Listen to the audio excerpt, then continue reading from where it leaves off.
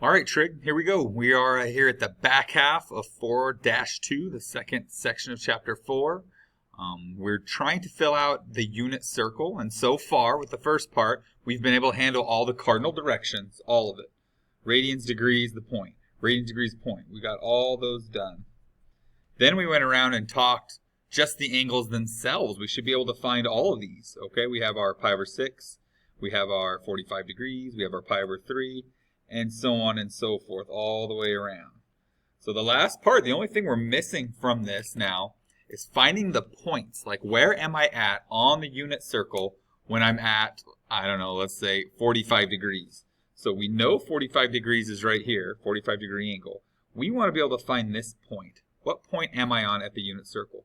Why that's helpful, remember, when we're on the unit circle, the sine is always the y-coordinate, the cosine is always the x-coordinate. So if I just had these coordinates all around here, finding the sines and cosines of those things would be a snap. We would just look and see what the x-coordinates are and what the y-coordinates are. Okay, so let's see how we're going to make this happen. We'll start with the first one.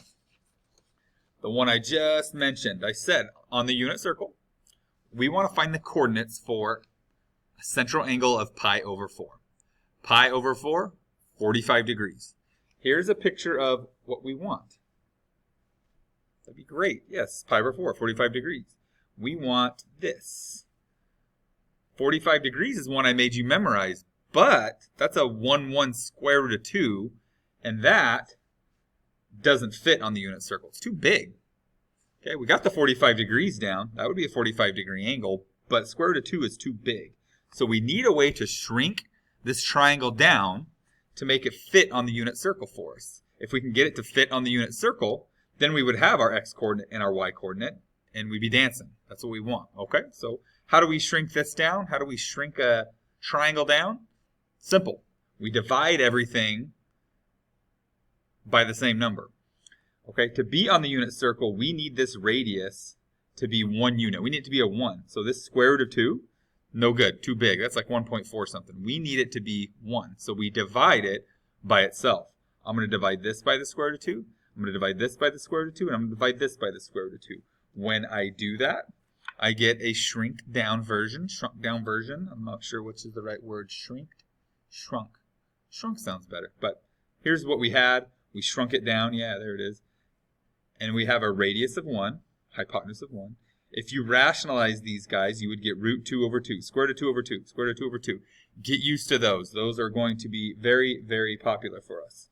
So there it is. The answer to the question, if I'm at pi over 4 radians, which is right here, where would I be on the unit circle? I would have to go over root 2 over 2 and up root 2 over 2.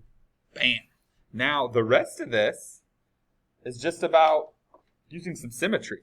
So we're going to use what I like to call the pi over 4 guys, pi over 4 brothers.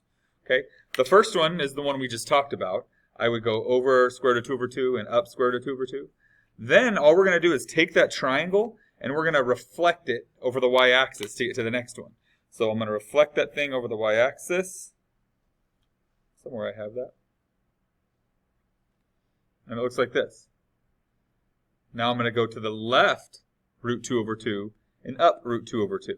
Okay, where am I? Well, first of all, what angle is that? Let's go back to our little scenario here, this little game I had us playing. How many pi's over 4, since we're talking the pi over 4 guys, how many pi's over 4 would take me to the other side of the circle? Well, the answer, 4 pi over 4. So from here to here would be 4 pi over 4. If I back it up 1, we're at 3 pi over 4.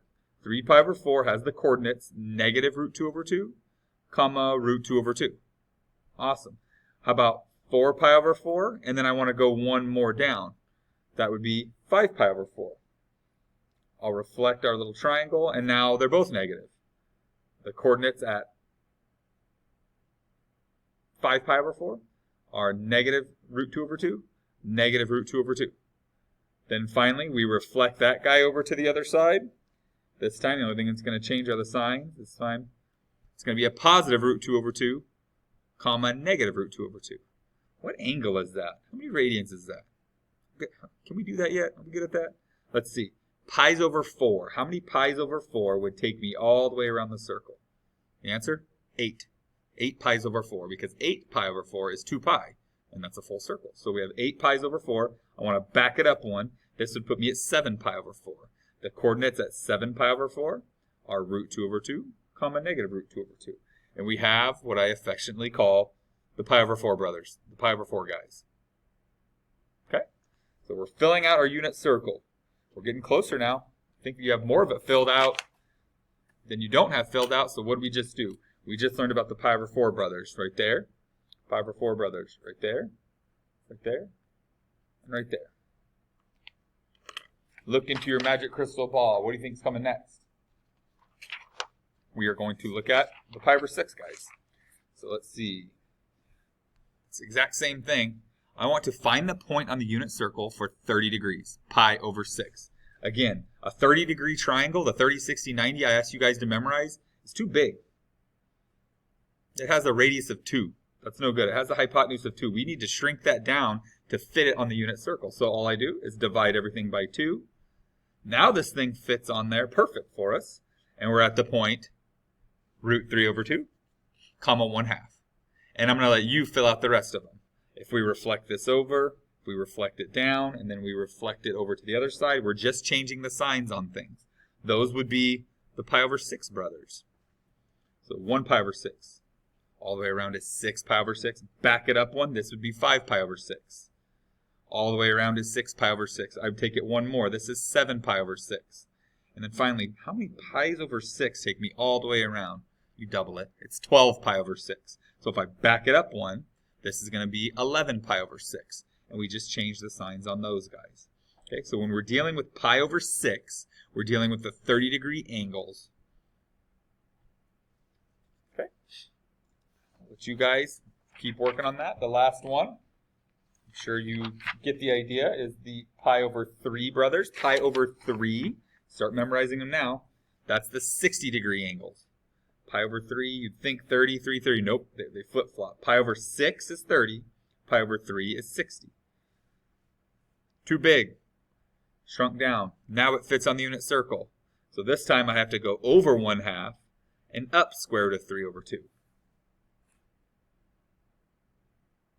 Flip it out, go all the way around the circle, reflect, change the signs, reflect, change the signs, reflect, change the signs.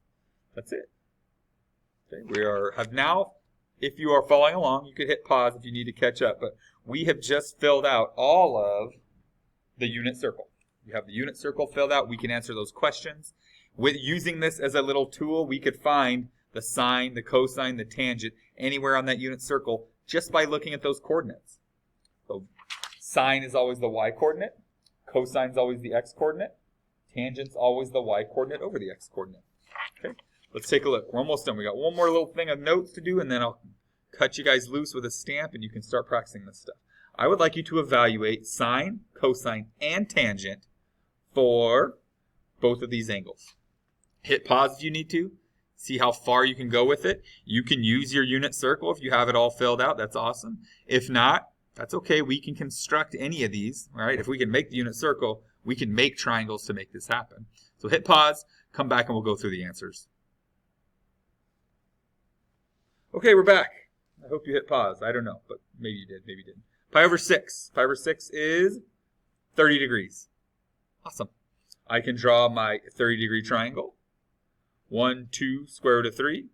And then I can do SOHCAHTOA with it. Now notice how I did this. I'm not using the unit circle. You don't always have to use the unit circle. I just drew a triangle, the one I made you memorize, and then all these ratios are going to be the same, whether it's a huge triangle or whether it's a tiny triangle. As long as it's 30 degrees here, we're going to get the same answers. So sine is opposite over hypotenuse, cosine adjacent over hypotenuse, tangent opposite over adjacent with a little rationalize. These would be the same values you would have got if you would have used your unit circle, right?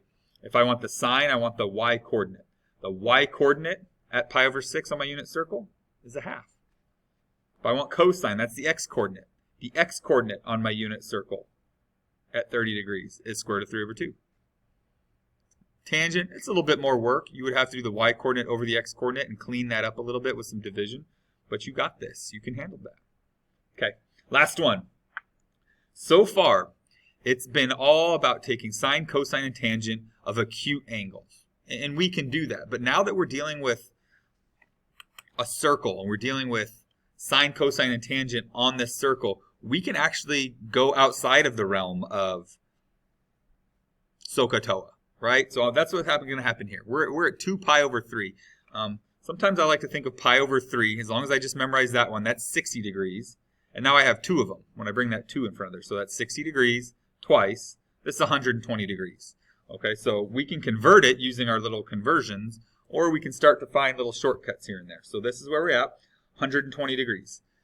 I can't do SOHCAHTOA as it stands right now with this thing. 120 degrees, I can't connect those to where I started.